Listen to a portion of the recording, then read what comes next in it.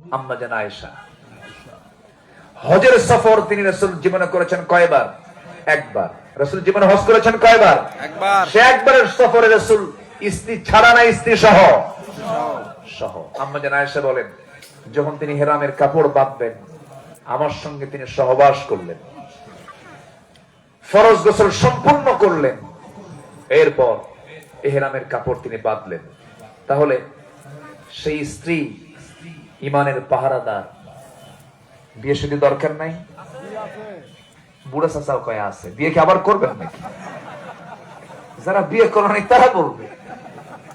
এখন আমি যদি এখন সবাইকে রাজি করা ছেড়ে দিই, তাহলে বাড়িতে বাড়িতে গৃহযুদ্ধ শুরু হয়ে যাবে। মাহফিল অনেক মা বোন আসছেন, বলি আলহামদুলিল্লাহ। আল্লাহ তুমি মা বোনদেরকে কবুল করো। মাহফিল আজকে মা বোনও বেশি, অনেক মা বোন আজকের মাহফিল এসেছেন।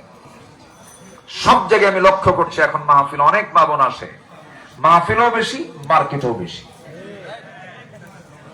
মার্কেটে প্রচুর মহিলা স্বামীকে ধমক মেরে কয়, তুমি কি মার্কেট বুঝো কিছু?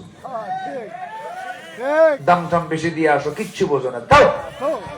এক ধমক দিয়া ও নিজেই চলে যায়। ভ্যানিটি একখান ব্যাগ ঘাড়ে নিয়া, কাঁধে নিয়া, সাইড ব্যাগ নিয়ে, হাই হিল পরে, মাথার চুলটা খুলে, ওড়না তো দরকার নাই, সমান অধিকার, 3 পিস বাদ 2 পিস পইরা চলে গেল মার্কেটে ঢং ঢং করে। বাচ্চা একটা 1.5 বছর স্বামীর কোলে দিয়া কয়, তুমি এটা কোলে নাও, তুমি দুধ খাওয়াও। স্বামীও তো বিকুপ কিছু আছে, আছে না নাই বলেন তো? চলে গেছে মার্কেটে, ঢং ঢং করে গিয়ে ঠ্যাঙের উপরে ঠ্যাং তুলে দিয়া দোকানদারকে লক্ষ্য করে বলে, ভাইয়া একটা শাড়ি দেখানো যাবে কি? দোকানদারও কম না, শাড়ি একখান বের করে নিজের গায়ে লটকায় দিয়া বলে, আপা এই শাড়ি কিন্তু আপনাকে দারুণ মানাবে। ওটা আরেক বদমাইশ। বলেন এই চিত্র সমাজে আছে না নাই? এগুলো বেহায়াপনা, এগুলো নোংরামি। আল্লাহ তাআলা পর্দা করতে বলেছেন আগে নারীকে না পুরুষকে? খালি মহিলার দায়িত্ব দিবেন না, আল্লাহ পর্দা করার দায়িত্ব দিয়েছেন আগে নারীকে না পুরুষকে? ইয়াগুদ্দু মিন আবসারিহিম ওয়া ইয়াহফাযু ফুরুজাহুম। আগে পুরুষ, এরপরে নারীর কথা আল্লাহ পাক বলেছেন। আপনার পর্দা নাই? আসতে কয়, আপনার পর্দা আছে না নাই? কোন নারীর সামনে চোখে পড়েছে, প্রথমবার হঠাৎ দেখছি, আর তাকাবো না, আল্লাহ মুজাহিদের সওয়াব দিয়ে দিবেন। মোবাইল স্ক্রিন টানতে টানতে হঠাৎ করে, এখন তো দুনিয়া তো উলঙ্গ, আমেরিকা ইউরোপের সংস্কৃতি হচ্ছে উলঙ্গ হওয়া। আপনি যখন দেখছেন হঠাৎ করে চোখে পড়ে গেছে, আর তাকালেন না, মুজাহিদের সওয়াব। আল্লাহু আকবার বলেন, তাকাবেন না। অনেকদিন আগে এক মাহফিলে বললাম, হঠাৎ করে একবার নজর যদি পড়ে যায় আল্লাহ পাক মাফ করে দেন। এক যুবক দাঁড়ায় বলে, হুজুর এক নজরে যদি 1 ঘন্টা তাকাই? হুজুরে কোন নাউজুবিল্লাহ। তোমার নিয়ত কি এটা জানেন কে? আল্লাহ। তোমার নিয়ত জানেন কে? আল্লাহ। সব কিছু তার নিয়তের উপরে ডিপেন্ড করবে। ইন্নামাল আ'মালু বিন্নিয়াত। আসুন, আরো 13টা পয়েন্ট আমি আক্ষরিক ভাবে, ব্যাখ্যামূলক হবে না, শাব্দিক ভাবে বলি আজকের মাহফিল আমি ইতি টানবো, কারণ আগামীকালকেও মাহফিল আছে, সেই দিকে লক্ষ্য রেখে। এখানেই তো জি, আল্লাহ পাক তুমি সবাইকে আসার তৌফিক দাও। জোরে বলি আমিন। আরো জোরে আমিন। জি। নাম্বার 3 হচ্ছে আখিরাতের প্রস্তুতির 3 নাম্বার কাজ হলো তাকওয়া অর্জন করা। কি অর্জন করা বলেন তো? কোন বাঁশঝাড় চিনেন তো? বাঁশঝাড়, কোন বাঁশঝাড়ে যদি কেউ চোখ বন্ধ করে একটা দৌড় মারে, ওর কি চামড়া থাকবে? ওর কি চোখ থাকবে? ওর কি হাত পা ঠিক থাকবে? ক্ষত বিক্ষত হয়ে যাবে, রক্তাক্ত হয়ে যাবে। একটা বাঁশঝাড় পার হতে নিয়ে যেমন তাকে তার দুটো হাত দিয়ে ডালপালা গুলো সরিয়ে সরিয়ে আস্তে আস্তে যেতে হয়, এই জীবনের চরাচরে সুদ, ঘুষ, জেনা, ব্যভিচার, হারাম, সকল কিছু আপনার সামনে এসে গিজগিজ করবে। এগুলোকে আপনি হাত দিয়ে সরায় দিয়ে সমস্ত হারামকে বর্জন করে হালাল জীবন গ্রহণ করেছেন, এটার নাম হলো তাকওয়া। এটার নাম কি? তাকওয়া। নাম্বার 3, ন্যায় বিচার প্রতিষ্ঠা করা। 16 বছর আমরা দেখেছি ন্যায় বিচার না অন্যায় বিচার? ন্যায় বিচার না অন্যায় বিচার? অন্যায়, অবিচার আমরা দেখেছি। নাম্বার 5 হলো দিনের সঠিক ইলম অর্জন করা। ইলম তাহসিল না করলে পরে আপনার ঈমানটা যে কোনো মুহূর্তে শয়তান ছো মেরে নিয়ে যাবে। নাম্বার 5 হলো অধিক সংখ্যক নেক আমল করা।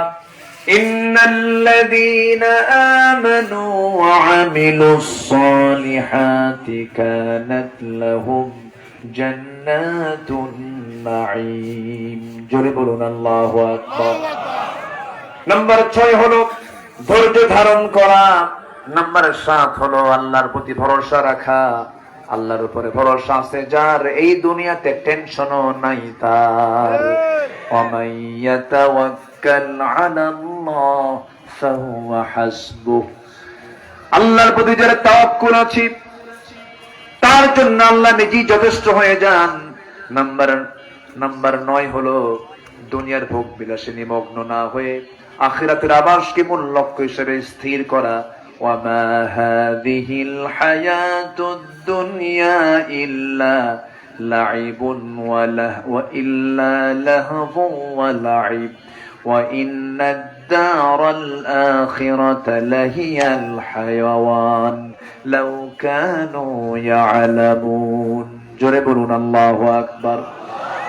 নাম্বার 10 হলো নিজে এবং পরিবারকে জাহান্নাম থেকে বাঁচানোর চেষ্টা করা।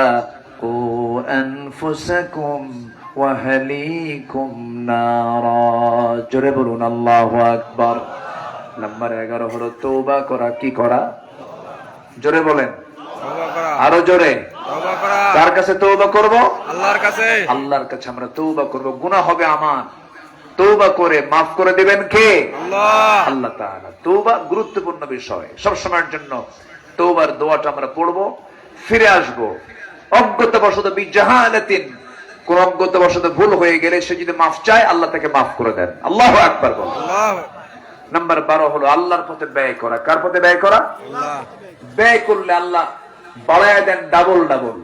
কামাসালি আনবাতান কামাসালি হাববাতিন আনবাতাত সাবআ সানাবিলা ফি কুল্লি সুমরাতিন মিয়াতি হাব্বা। আল্লাহু আকবার বল। নাম্বার 13 হলো শিরকের অন্তর্ভুক্ত সকল পাপ থেকে নিজেকে বাঁচিয়ে রাখা। কারণ শিরক আছে যার, জান্নাত নাই তার। জোরে বলেন, শিরক আছে যার, জান্নাত নাই তার। নাই তার। একদম সোজা কথা। আল্লাহ রাব্বুল আলামিন বলেন, মুনিবিনা ইলাইহি ওয়াত্তাকুহু ওয়া আকিমুস সালাতা ওয়া লা তাকুনু মিনাল মুশরিকিন। নাম্বার 14 হলো আল্লাহ প্রদত্ত একমাত্র সঠিক পথের অনুসরণ করা। ওয়া ইন্না হাযা সিরাতি মুস্তাকিমা। জোরে বলুন আল্লাহু আকবার।